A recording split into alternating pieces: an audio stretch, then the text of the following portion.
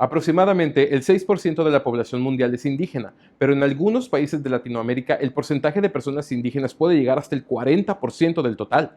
Bolivia, Guatemala, Perú y Belice son los países de habla hispana con un número más alto de personas indígenas, todos por encima del 10%. Pero si creías que solo porque son más iban a tener una mejor calidad de vida, piensa de nuevo. Esta semana en Vía Envejecer te mostramos cómo envejecen las personas indígenas y cuáles son los desafíos específicos a los que se enfrenta la vejez en pueblos originarios. Soy Arturo Arcos, comencemos.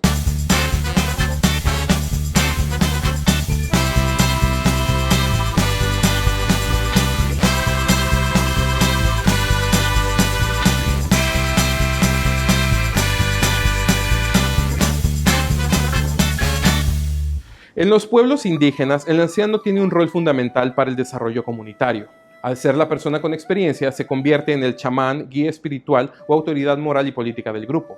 Muchos pueblos indígenas dan al anciano una posición de poder y respeto en la comunidad y reservan para él los mayores privilegios de la vida diaria. El arqueólogo Alfonso Caso menciona en su análisis de los pueblos indígenas mexicanos que otro de los aspectos positivos es el respeto que sienten por sus propias autoridades, que tienen el mando en el poblado por la voluntad misma del pueblo, y se tiene confianza en el buen juicio de los ancianos y se apoyan unánimemente las resoluciones a las que llegan en sus consejos de ancianos. Sin embargo, este papel de anciano sabio y útil para el bienestar social parece estar ligado directamente a las capacidades físicas e intelectuales del mayor. Se ha encontrado que cuando el anciano pierde su fuerza y requiere del apoyo para sus actividades de la vida cotidiana, se le hace un lado y se le despoja de su rol de guía, obligándole ahora a depender de los cuidados de la familia y los vecinos, es decir, convirtiéndose en una carga. Ahora, sabemos que las comunidades indígenas son todas distintas entre sí y cada una tiene sus propias ideas y costumbres, pero este rol del mayor como guía y el viejo como carga son constantes,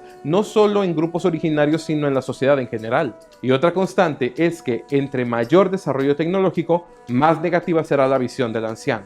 En las sociedades primitivas, la principal forma de transmitir información era a través de la palabra hablada, por lo que un anciano, al haber vivido más años, tenía más experiencia y más información que transmitir a las generaciones más jóvenes. La invención de la escritura permitió que toda esa información vital quedara plasmada en una superficie para la posteridad.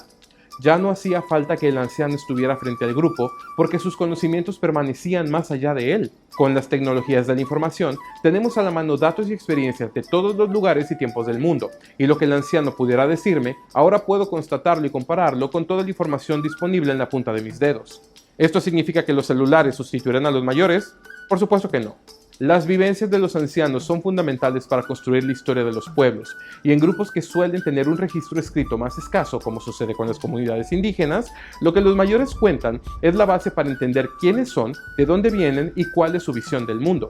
Por otro lado, el promedio de analfabetismo entre mayores indígenas suele ser superior al 60%, así que habría que preguntarnos si esta dinámica es por desear mantener la tradición o simplemente porque la gente con experiencia no tiene manera de documentarla. El problema también es que cada vez hay menos personas indígenas jóvenes interesadas en su experiencia. La migración es un serio problema en los pueblos indígenas. Los y las jóvenes se van de casa a las grandes ciudades o al extranjero para alcanzar una mejor calidad de vida y en el camino pierden contacto con su historia y tradiciones.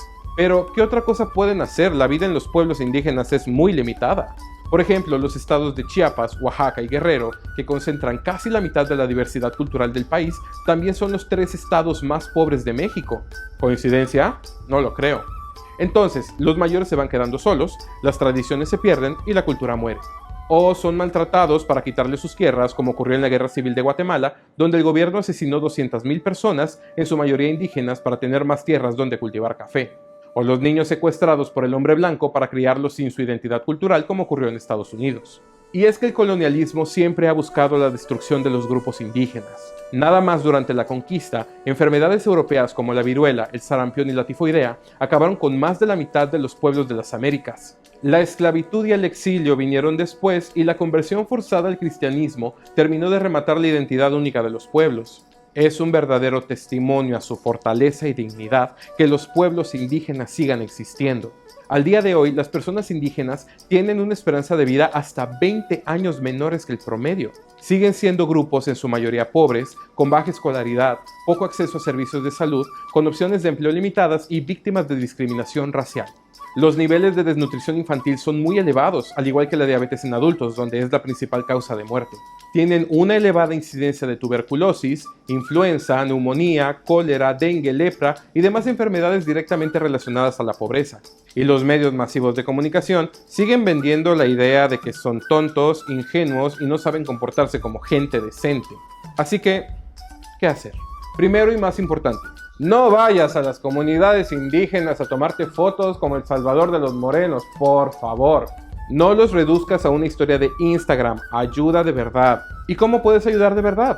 Existen asociaciones maravillosas a las que puedes donar. ¿Qué tal que en vez de gastar en el viaje, donas ese dinero? Yo sé que no es una alternativa glamorosa, pero si de verdad quieres ayudar, las asociaciones tienen la capacidad para sacar el máximo aprovechamiento de esos recursos e invertirlo no nada más en los grupos indígenas, sino en activar su economía. O sea, tu dinero va a ayudar a empoderar a la comunidad. Pero digamos que si quieres ir, es más, digamos que ya estás allá y solamente porque yo lo digo no te vas a regresar. ¿Qué haces? Consume local.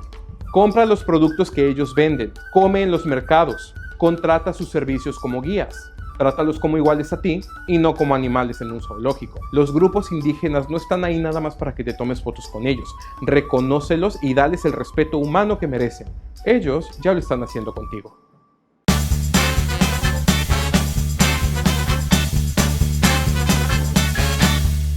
Hola, soy Arturo de Bienvejecer. Esta es solo una parte de nuestro especial de envejecimiento de las poblaciones indígenas. Suscríbete y dale me gusta a Bienvejecer y si está en tus posibilidades, haz un donativo en PayPal. Todos los links están en la descripción. Muchas gracias por acompañarnos una semana más. Soy Arturo Arcos de Bienvejecer. Hasta la próxima.